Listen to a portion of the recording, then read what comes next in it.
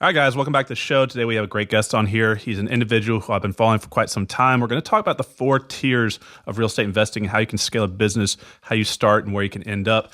I'm going to let him talk about that specifically. He does a lot of business with Ian Flanagan. He's been on this podcast a couple of times. Y'all know Ian is a great individual. But we're going to dig into something here today, as well as talking about virtual wholesaling and lots of different strategies that Zack has done throughout his business. Let me introduce you to Zack Childress. Hello from over here in the South. What's going on, man? So he's out of Alabama right now, and but he's doing deals all across the country. He's got students all over, big name, doing lots of big things in the business. So I'm excited to have him on here. Let's go over your 4-tier system in your book that you got here. Let's bring it up real quick here and then kind of walk through that, because I think it's important for investors to understand that you don't just hop in and do everything at once. You kind of step up that ladder, and you kind of outlined that, which is, I think, important, and it's going to kind of help a new investor go from point A to point Z. So let's go ahead and talk about your book. Absolutely. Well, I'm blessed that I'm working on I've created now my second bestseller. So that's something from a kid that went to school and his teachers told him he'd never make it if he didn't learn to spell, right? And then dropped out of school. I pinch myself all the time because, it's funny what determination and the willingness to keep educating yourself and never giving up will get you to. And, Right. And so it's always humbling to be on a show like this with you and, Connor and all the people that you're helping. And hopefully my message will resonate with some of them as well. And, so to your point, the 4 tiers, that was something I wish I'd have figured out a long time ago. I was the guy that started out. I went to seminar after seminar after seminar, and I was chasing the dream, but I never really had a clear understanding of where I should have started at. It's like going to a seminar where they're teaching commercial and they're telling you how easy it is, and you're like, yeah, that's what I want to do. Right. Well, then you get out in the real world and you realize it's just not that easy if you don't have certain things together. And a lot of it has to do with your personal situation. And that's something that I write about in the book. I'll talk about that in a little bit, but I laid that out in a book. Like, to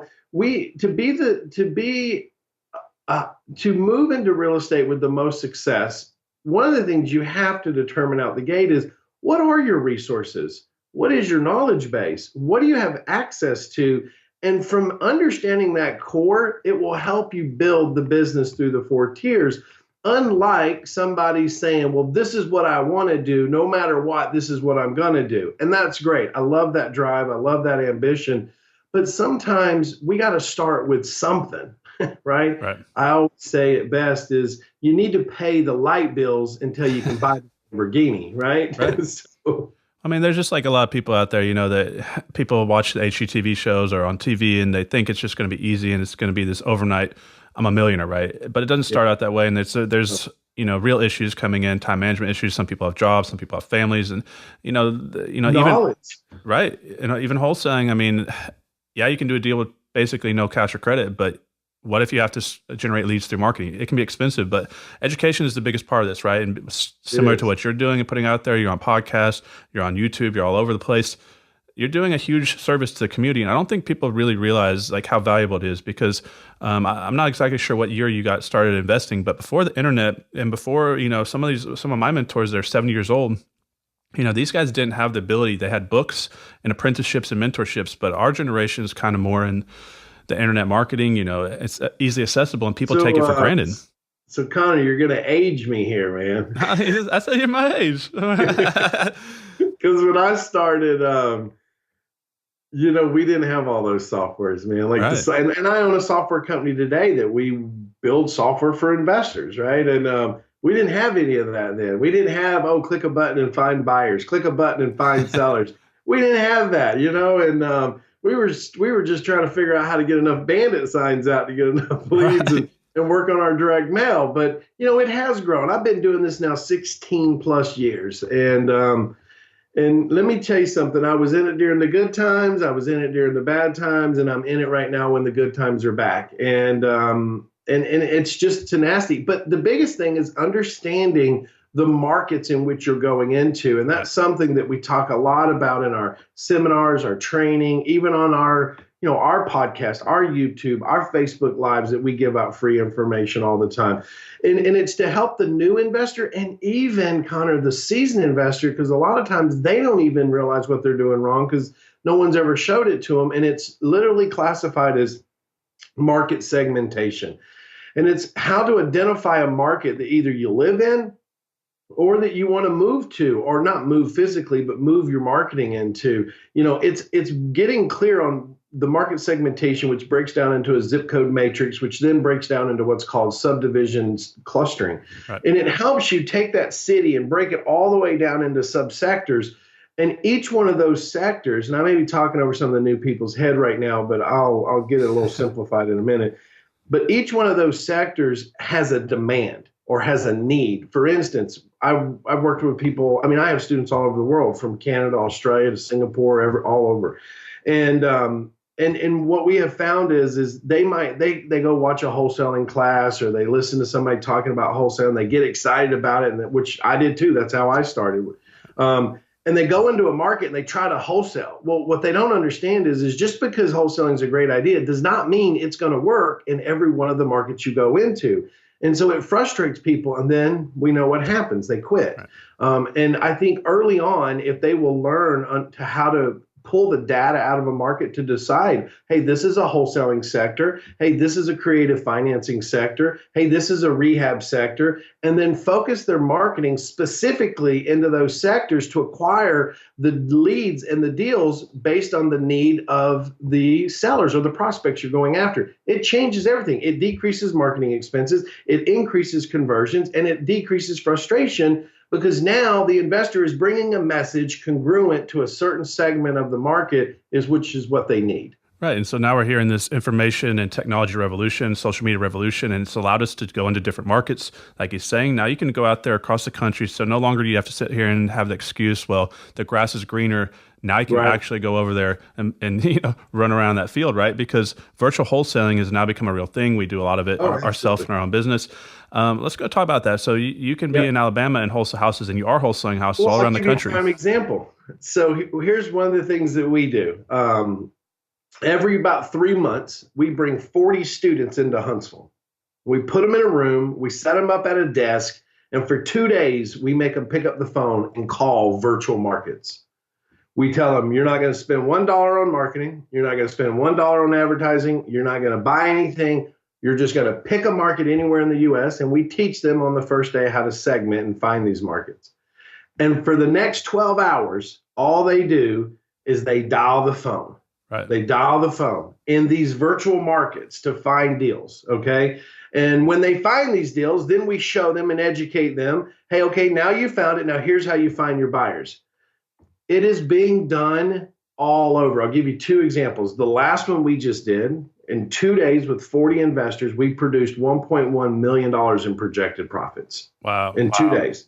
Never spending a dollar, just listening to what we were telling them to do, go into these virtual markets. That's number one. Number 2, I went to a very large investment company that's doing roughly $200,000 to $300,000 a month in wholesale deals. And I went to meet the owner to try to work some things out with him. And I asked him, I said, well, what are you spending on marketing? And he says, oh, it's all overhead. And I said, explain to me. He walks me into a room. There's 120 dialers sitting in a room, just dialing the phone all across the country, finding deals. Right. So to think that your market is your limitation is really naive of any investor, because wholesaling doesn't require us to manage contractors, be on the ground, it just requires us to be savvy enough to find the deal, contract that deal, and then get it in front of the right buyer so we can sell the contract. A great service, if I can throw it out there for people, I've used it, my students use it. It's called WeGoLook.com. Right. I don't know if you're familiar with it, but it has helped us over the years. We didn't have that when I first started.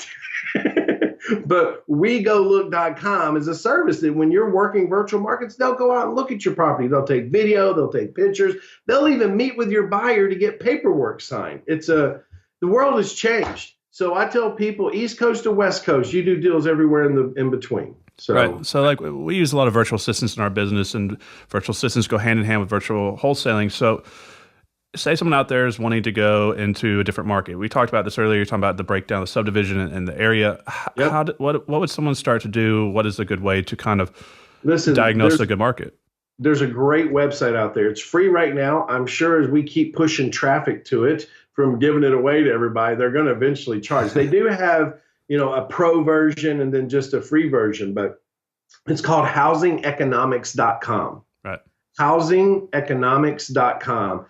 You can go to this site and you can get a world of knowledge based on markets. Like I track lumber prices, I track building permit pricing, I track new sales, I track existing sales, I track rental market increase. So I'm looking for markets where building permits are on the rise so I can get in there. I'm looking for markets where the rent ratio is going up and the rentals are going up so I can get in there and buy my long-term holds and ride that wave of increase in rents that are happening. So I'm a very strategic investor. I educate on that about, investing is nothing more but moving money to make money. It's not, I'm an investor because I call sellers. Well, no, we're not.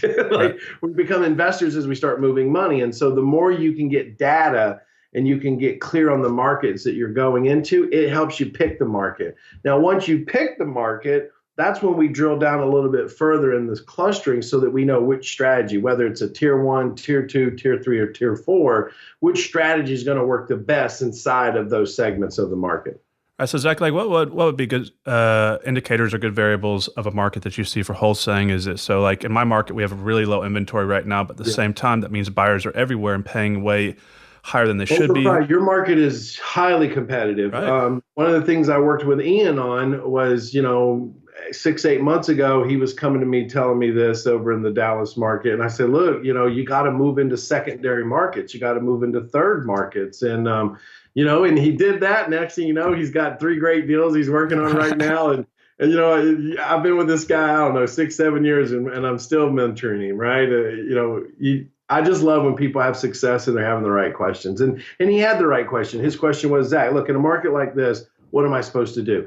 You have 2 folds, right? Number one is you have to say, look, my market share has been so oversaturated, I'm limited to what I can achieve. So I have to move to a second tier or a third tier market to acquire the deals that I want. Right. The second thing you have to look at is you have to break it down by zip code and say, look, if I'm going to wholesale, I need to be wholesaling in areas that I'm going to have the most success to. So I have to identify where all these buyers are buying at. It's kind of like the gold rush, Connor. Who made all the money in the gold rush? You know the answer to that one? So the people selling the shovels, right? That's right, man. And that's what we are as wholesalers. Right. We're selling the shovels, right? So I need to find where people are mining for gold. And the way I do that is I take each zip code, I take number of sales that are in that market, and then I take that and I say, out of all those sales in the last year, how many of them got sold to a cash buyer versus a finance buyer? Right. Once I see that ratio and I can see that the cash buyer pool is higher than something I'm comfortable with, like 30-40%, then I know that there's a large pool of cash buyers there. So I target that area for my deal flow. The other thing that I look at, and this will help a lot of people, is to understand shortage and overage of inventory. The national average is 4 months. The national average says that every market on average contains about 4 months of inventory on the market. If you can take each zip code and break that down based on how many sales have happened in the last 12 months, and then take an average of how many of those are being sold per month. Let's just say the number's 100. They're selling 100 a month. Then I go back and I say, how many active listings are on the market in that zip code? Let's say they say there's, 200 listings. Well, then the reality is I only have 2 months of inventory if I'm averaging 100 houses a month. So whenever the average count of available listings is less than 4 months, then I know without a shadow of a doubt that I'm wasting my time trying to find deals on the MLS. Right. Wasting my time. So you have to really hone your marketing plan in and getting connected. I tell my students this all the time, Connor, and I say, look, if you want to do 40 deals a year, then have 40 marketing streams coming in and expect 1 deal per stream per year. All right, so you're wanting to go wide instead of deep. When it comes to marketing. So it's important he pointed out, guys, he's talking about secondary and tertiary markets. Unfortunately, he brought Ian into some of my markets, right? So we've been doing this for years. Some of these peripheral areas, and the reason why is, you get outside the education circuit, you get outside all the high income jobs outside, DFW. So we go out into these an hour outside DFW. So you're competing against mom and pop real estate investors that built their portfolio of onesies and twosies. Hey, John's cousin needs to sell his house, or John down the street needs to sell his house. Whereas in the city, right now in a competitive market like Dallas, you've got hedge funds, you've got Open Door, you've got big names pumping big money. You can't compete. So if you're a new investor, take his Zach's advice and go out there into some of these secondary markets. It's a great opportunity. Now, if you were to go in there, what are your strategies? Owner financing and renting, because some of the issues we've had, and I try to have people avoid, is retail fix and flips if they're going into small cities where there's only 5,000 people or less because the buyer pool is limited. Yeah, that's tough, man. And listen, I live in Alabama. The city I live in is great, but here's the challenge. Our population's only 500,000 people, right? So even though we're a large metropolitan area for Alabama, we're still classified as a second-tier market in the U.S.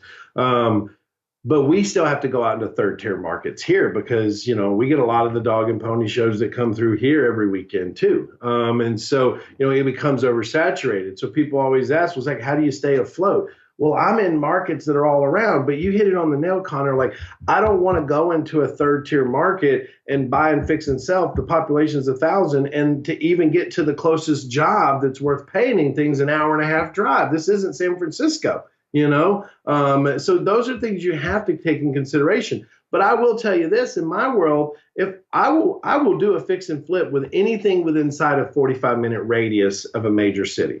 If it's within a 45-minute radius, you can guarantee you, if the numbers make sense, we will close and execute. If it's outside of that radius, just like you said, I'm either going to wholesale it or I'm going to look to see if it has some type of future value through holding it for the cash flow, and then maybe executing something on the back end later.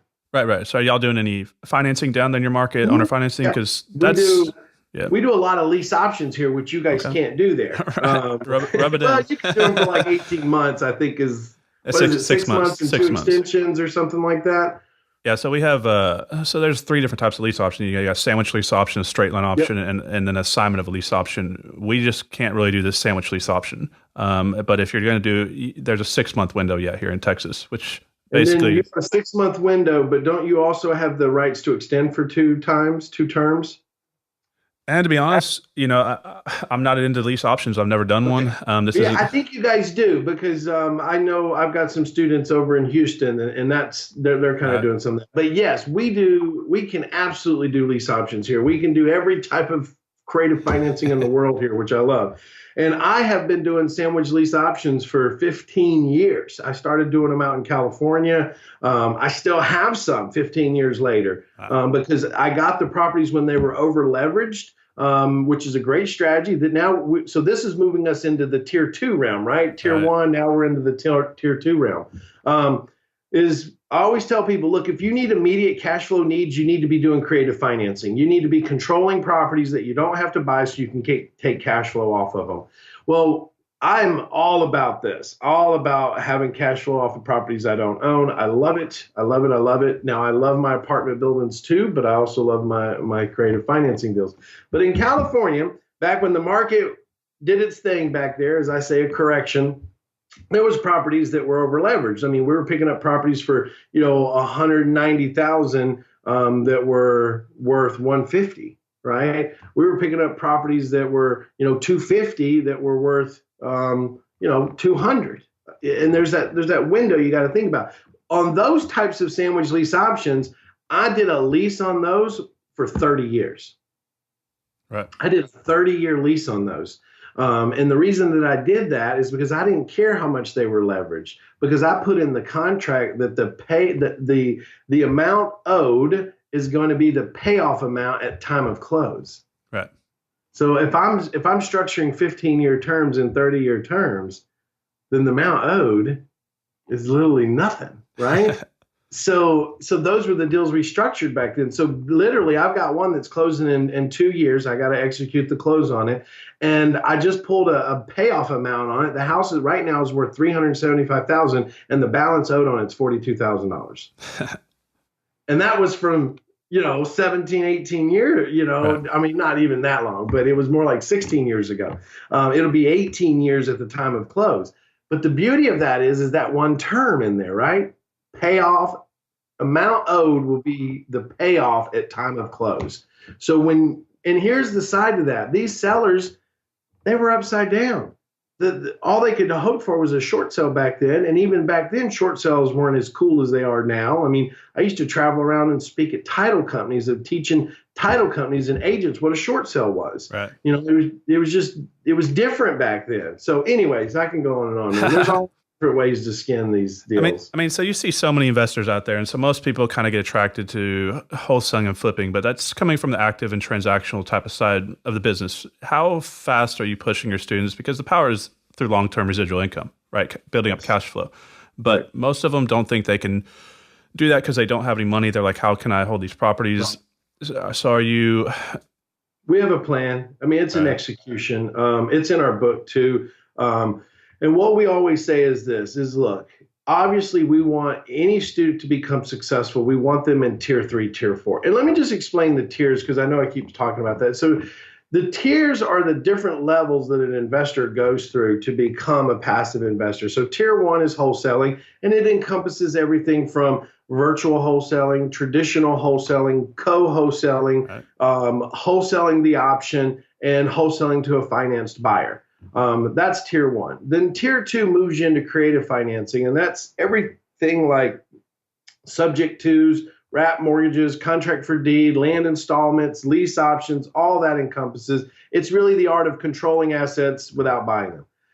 This is where a lot of people who start in real estate, like myself, I started in tier 1 and tier 2. I didn't have any money. I didn't have credit. I couldn't go to a bank. So I had to master those two skill sets to build up the reserves to move into tier 3. Because even back then, we had hard money lenders that would fund the whole deal, but today they don't. You know, a lot of the lenders that we put our students with, they require 15% down of the purchase contract, but they fund the construction. But you still got to come in with 15%. So that's where tier 1 and tier 2 help out, is that for a new investor that doesn't have the reserves or don't have the money, they can utilize tier 1 and tier 2 to build those reserves to then do a rehab deal, put the money in for the down, get the rehab going, and make $30,000, $40,000, $50,000 off of a rehab. That is what we call the growth capital, because the profits off of that is what we then show the students how to take those profits, move that into a tier 4, and start their passive cash flow model. Okay, so what's tier 4? It's just passive investing. Passive, it's buy and holds. It's cash flow. It's all about duplexes, triplexes, fourplexes, you know, keeping them inside that small apartment realm so that they're not going after commercial-based loans and having to put more down, but starting them in, you know, the easy transition, fourplexes, 3s, and 2s. Right. So what's your take on, like, you know, so that's pretty much how my business grew, right? So everybody knows that follows me here. You know, I use JV wholesaling, co-wholesaling, because I ran out of money for marketing. I couldn't even put a house under contract because I couldn't even afford to put earnest money up. So I used a JV wholesaling strategy, moved into regular wholesaling. You know that I own that name, right? What's that? Co-wholesaling. Co-wholesaling? This is a great strategy. I brought it to the market 5 years ago, and then I trademarked it, and then I wrapped my name around it. And I'm just proud, like that was something I brought to the industry. And then like now I go out and I hear people talking about it all the time. I'm like, you know, and here's the thing: people will say, "Well, Zach, well they're talking." I'm like, that makes me feel good. Right. Like it's a strategy that works, right? Like I mean, it works. It's the most time-effective, cost-effective, risk-effective strategy there is, because when you run out of money for marketing, you run out of money to even drive around. So I had to do it virtually, right? Because I ran out of money to even drive out to these leads. So I had to build a buyer's list for free using the internet, and connect wholesalers out there that were marketing deals that hadn't built their buyer's list. And that's how I built my business. I was 65 grand debt. I literally couldn't even drive around to go look at the houses. And then I moved into wholesaling, then flipping houses. Then I became bank financeable. I started keeping rentals, and I moved into creative financing, like creating notes, selling notes, partials, buying houses, land trust, and IRAs. And it just progressed, just like he's talking about, through the tiers. Are you taking it to that level? Are you teaching people, you know, asset protection, and so you want people to do that on like more of our when we do 3-day seminars. We only do 3 or 4 of them a year. We're not a big seminar company. But we do them, and we teach that kind of in there, teaching people how to stay protected. But yeah, I'm all about helping people. I'm the president of my local real estate investors association too, and so I'm always doing stuff there with them on top of the training. But you know, your story, that's So go back 16 years ago. That was how I started co-wholesaling, right? It was, I realized I didn't have enough money if I wanted to grow to market for sellers and buyers. I just didn't have it if I wanted, because I was in California, and to compete with those guys, I had to spend a lot of money on marketing. So I went around to all the biggest wholesalers in the industry. And I said, look, what do you do with all the leads that you can't close on? They're like, nothing, we throw them away. I said, what if I can take those leads and I can get rid of them for you and we'll split the assignment fee? And they were like, sure, go ahead. Right. So I started going around every Monday picking up these leads, right? Going to the office, dialing these leads, working deals out. And then all I did was spend my money on building my buyers list. It was all I did.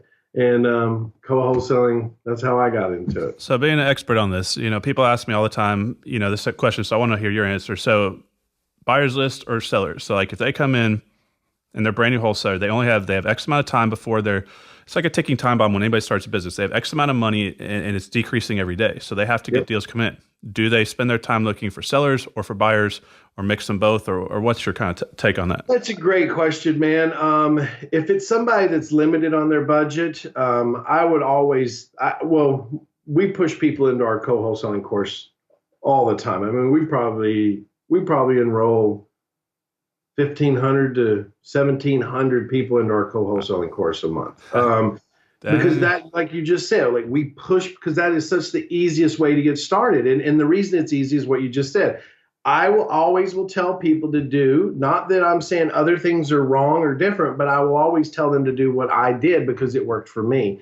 And so my model is find every wholesaler in your market and build your buyers list. Right. Find every wholesaler in your market and build your buyers list. And that way the wholesalers are out there finding deals and you're building your buyers list so you can connect it and get paid. Well, I like that idea is because most people, I mean, here's the thing. So like these wholesalers out there, they're looking for equity positions and properties that they have room to wholesale, right? But if you go to these wholesalers, these big guys producing lots of leads, especially the ones that are generating leads online, they can send you their back office, they can send you their Podio, their investor care, or whatever it is. But a lot of these are low equity leads that they throw away. And you could either be a real estate agent or you could be into the subject to or owner finance wrap type of business. And they're not willing to take the time it takes to go out to these houses and sit there and negotiate these creative financing deals. And there's a huge opportunity if you don't have the money. Let that big company do the marketing. And if they're going to trash them, same thing with loan mods and reverse mortgages. These people just throw their leads away, right? Yeah, that's true. My computer just barked at me about my battery. Uh-oh. We'll give them a second to reload here. I'm trying to see if I got my battery with me. 5, 4. He's got to take it down. Oh, man. So, no, I don't know where it is. So here's what I will tell you is that that I did that exact thing. I called it turning trash into treasure. Right, and because they weren't doing the creative stuff. They didn't even want to put the time in to teach the creative stuff. Like, they wouldn't even put the time in. And so one of the things that I did was I would take those deals, and that's where I would convert those into the lease options, things like that. But on another note, I'll say this is a strategy that we teach at our events, which is it's all about wholesaling to a financed buyer. Now, let me explain this one to you. This one was a game changer for me because most wholesalers are all taught that they have to have what? Right, cash buyers. A cash buyer, right? That they have to have a cash buyer. Sorry for all the moving around. I'm just trying to get this battery plugged in. Most people are going to be listening to this, so they're not going to. But yeah, I mean, I'm excited to hear what you have to say on this because this is something that people ask me a lot about. Is I don't know if you're going to classify as wholesaling or how you classify it, but. No, I'm literally using what's called a DOF form, a demand of funds letter. And that demand of funds letter secures my fee that I'm going to be paid by allowing myself to move out of the transaction and the end buyer and the original seller get to close on it. Wow. It was something that saved my life when the market took a crash and I had a choice to get a job or be creative. And so I went to a company called First American Title. Told them what I was trying to do. They said they needed their attorney team to look at it. They called me back in 2 weeks. I go down there. They've got this DOF form laid out for me. Changed my game. So what I realized is this works better with landlords because there's a large portion of landlords who get financing to leverage their investments to get better rates of return. Well, I started going out and just finding every deal I could find that had the cash flow potential that the other wholesalers out there that were looking at them and they only had maybe 5-10% of equity in it, were throwing them in the trash can. Right. I was scooping them up, going out to my landlord investors, and I was putting the deals together, and I was making that 10% spread on those deals in most cases. In some cases, I was making more on my wholesale fee than I was rehabbing a house. Because the landlord buyer, when you're doing that strategy, is actually financing your wholesale fee. Right. So it's incredibly powerful, because if you look at the way most wholesale buyers buy a house, they're using a hard money loan or short-term high interest loan. And so if they were going to go through the traditional, what people call the BRRRR method, or buy, fix, and refinance, they have to close on it, pay those points up front, season that loan, go back and refinance that later. But by doing it directly like this, you cut out the double close or the two closing costs. They don't have that extra carrying cost of carrying the property. So they can now essentially, instead of paying, my market 82 cents on the dollar for what most buyers are paying, they don't have those extra costs. So now they can pay more for that deal, which increases Zach's profit, which is a great strategy. Hey, so that still blows me away, man. That you got your guys out there are paying 82 to 85% for deals. In some markets, it's not like they're buying houses that are worth 800,000, right? 15% of 800,000 is a pretty big spread, right? Your average houses out there are what, the 250 to 350 range? Yeah, I think across DFW is probably about 300,000 for average purchase price, but it's getting hard to find anything under 100,000. But the quality houses that people want are these 3.2, 4.2 brick houses in that 125 to 175K price range. So if you're flipping them or renting them, so say if you're flipping them, right? Anybody that's got a dual income minimum wage family, or they got a single income, decent income, 50 grand a year, can afford that house. And that's why people are focused on that price point here. Right. It's tough, man. And we hit spurts like that in some of the markets that I invest in, and I'm in quite a few different markets. But our strategy when we're in markets like that is either, like we talked about earlier, it's moving to a second tier market, or it's identifying properties that I have to pay 85% on, and what can I do to it? Can I add a second floor? Can I put a bedroom and bath on? Can I make my profits by forcing the square footage out or up to be able to gain on that house? Well, here's the thought process behind why people are paying a lot. Well, there's a couple of reasons, right? For one, there's a lot of new investors in the market. They don't understand leverage. They don't understand putting debt on the property. So they're funding this with cash out of pocket. So they don't have those extra fees in there. They don't have the hard money fees. So they can pay 5-7% more and make more than someone who's using a hard money loan. So that's one of the reasons. Also people are buying based on speculation now, at least in my market, because they're thinking, they can pay a little bit more, but if its market's going up 3, 5, 7% a year, in which it was going up double digits for a while, if they're comparing that to paying 70 cents on the dollar in a flat market, that's 5 years later going to be at 70 cents on the dollar, right? Well, if they're buying a house at 82, 85 cents on the dollar, it's going up 5% a year. In 3 years, they're there anyways. But that's not that smart of a way to look at it. That's what killed people in California. Right. It's gambling. Speculation. They got hammered because of that. Oh, well, we're growing 20% a year. Oh, well, we'll be fine. Let's pay 120% for the property. Right. In 2 years, we'll make 20%. And then they got smacked. And the appraisers, didn't want to destroy deals. And so they just pumping them out. And listen, I used to own a mortgage company out there. I had 30-something loan officers, all under the age of 30, making $1 million a piece. It was crazy until you wake up one day and you realize, the mortgage industry back then in 05, 06, 07, it was not right. It just wasn't right. So I sold out. I got out in time and to a larger mortgage company out there, and I went straight into real estate after that. But yeah, I know. Yeah, that was crazy. Basically, appraisers, you could call them and you would say, "Hey, look, I got to get an appraisal ordered on this. The contract's for $325. I need you to make it for $325," and that's what it would come back at. Yep. Like just whatever you ask for. I think it's smart that the banks have moved to this auto rotation system where they don't even know who the appraisers are. It goes into a queue. The queue rotates through different appraisers and spits it out. So there's no more communication between the lender and the appraisal. I think that's smart. But I'll tell you this, over the last 3 years, I've contested more appraisals than I ever have in my life of investing. And that's something your listeners should be clear on. If you're selling a house and you know that house is worth $200,000 and the appraiser comes back at 160, you don't have to accept that. You can contest that. Right. You can order for a third or a second one. And if the second one comes higher, which you'll have to pay for, then the banks for the closing accounts, they can go with a neutral one at that point. And I've had to do that. I mean, it's just important for these new investors to understand anyways that most of them don't understand the appraiser lender process anyways, that, a homeowner is coming to your property to buy your house.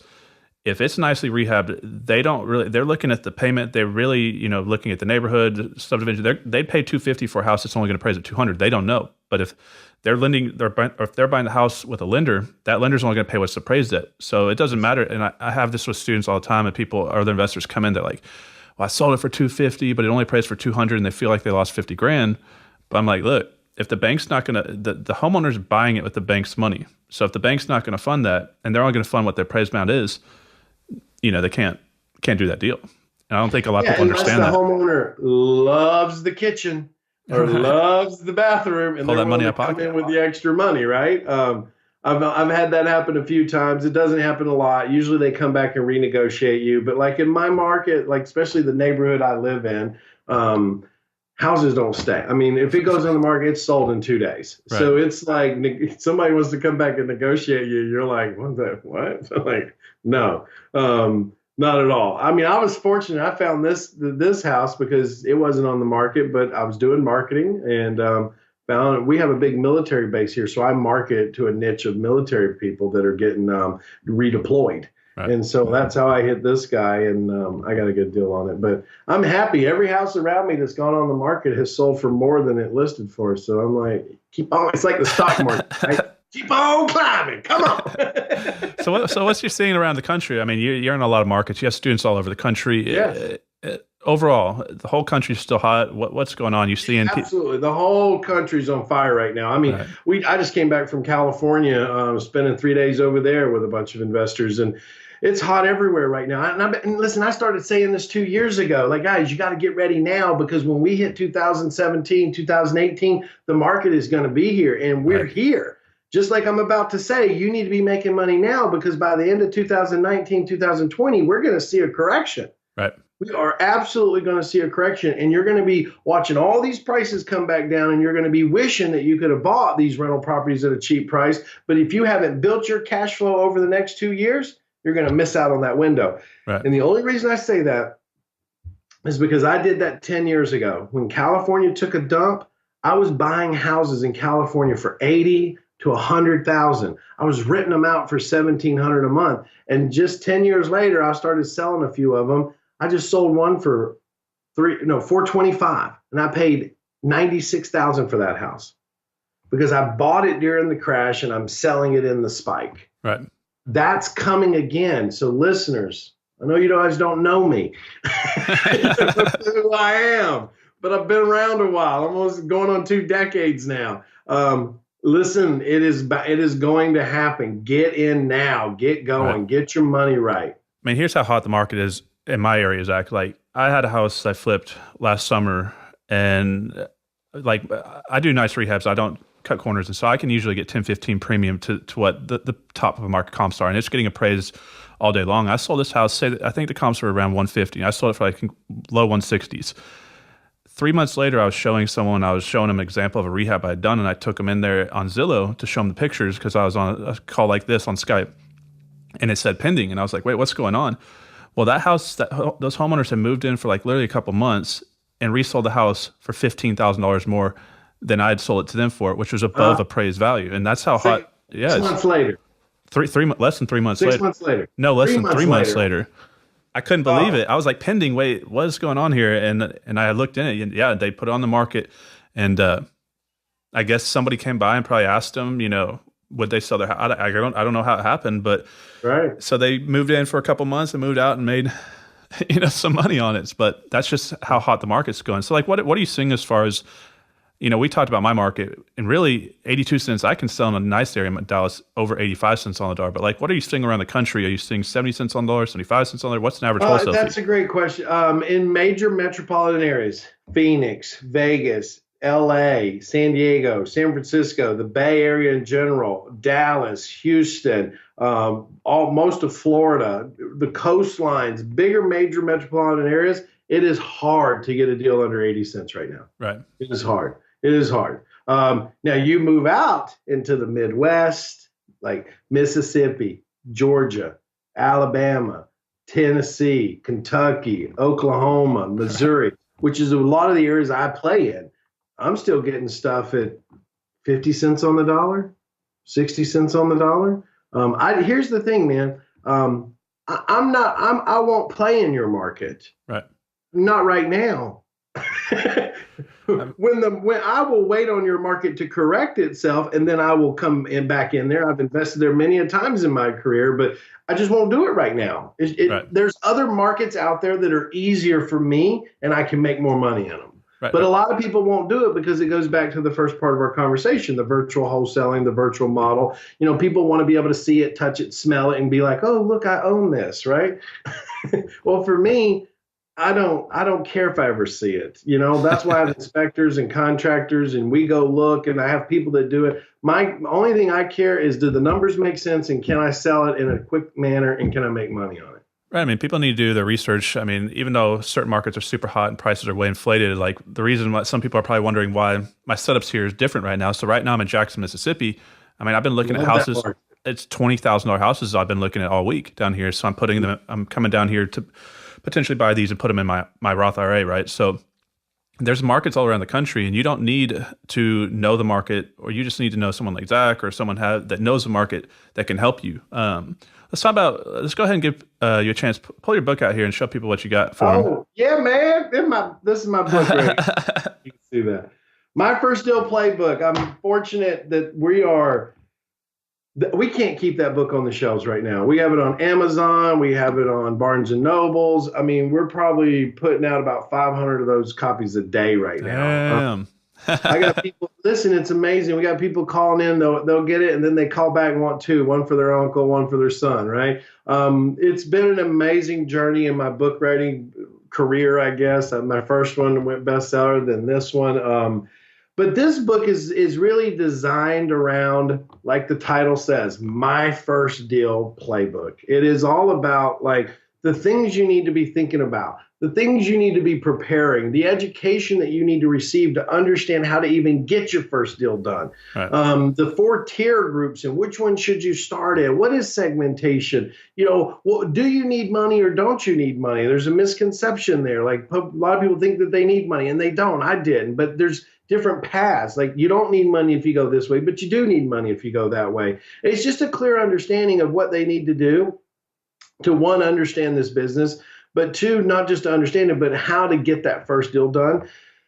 And I share a lot of stories in there from students just like themselves that might be getting started or trying to get started or frustrated and the things they had to overcome, and my story, like the things I had to go through to get my first deal. And, in our office, we have a saying that says, if we can get you to do your first deal, then the rest are easy. Right. It's just getting you to do that first deal. Once you do that first deal, then it really works. Then you can make money from it. All the hesitation of, am I doing this? Is it going to work? Moves out the window, because now you're like, I got a check in my hand. I know it works. And so the goal for us is to help 10,000 people change their lives this year through real estate investing. And we're doing that through our book. We're doing that through our podcasts and YouTubes and our Facebook live shows. And, it's just really getting the message out there and touching people. The book is free. Just so people know, the book is free. Only thing that we ask is that you pay for the shipping and handling. You can go to myfirstdealplaybook.com. Awesome. The name of the title. So you want to send them over? What's the name of your YouTube channel and your podcast, guys? Make sure to run on over there and subscribe to the channel, leave a 5-star review, and like it and share it around. What's the exact name? So all the podcasts and the YouTube stuff. We have a whole marketing team that does that. So I don't really, I know it's Zack Childress something, but I spend most of my time on the Facebook Live show. We do it twice a week. We go live every week. Real estate investing talk. We do a Dig Deeper show. Like right now, we're in the series Digging Deeper in the 7 Habits of Highly Effective People. Right. So I break down a habit every week on Wednesdays for that. But that's at, you can just go to reisuccessacademy.com/Facebook. reisuccessacademy.com/Facebook. You'll get over there. We got about 50,000 people on there. We have a great community. I mean, it's amazing, this community. They get on there, they talk to each other, they share, they talk to me. We have students that bring deals on there. We have students that buy deals from other students on there. We had a student that just bought a mobile home park from coming on there and talking to me for $1 to help negotiate the deal with him. It's just, how do I say this, Connor? Yes, I've got products. Yes, I've got software. Yes, I've got coaching. Yes, I got mentoring. I have all that stuff. But at the end of the day, what I love is that I love the Facebook Lives. I love sharing that information and connecting with people and watching people come on and saying, hey, I'm brand new. I don't know anything. And then 3 months later, them writing a review saying, look, I learned more on this live free show than I have in 3 years of going to seminars. That to me is really what it's all about. I mean, it's about helping people see their path, and some of them might want to invest in other things, and that's great. We have it, but some of them, they just can't.